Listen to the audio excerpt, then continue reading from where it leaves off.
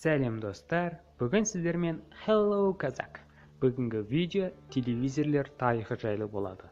Яғни олардың ең алғашқы түрі мен қазіргі түрі қаншалықты өзгерді, соны сіздер дәл қазір көретін боласыздар.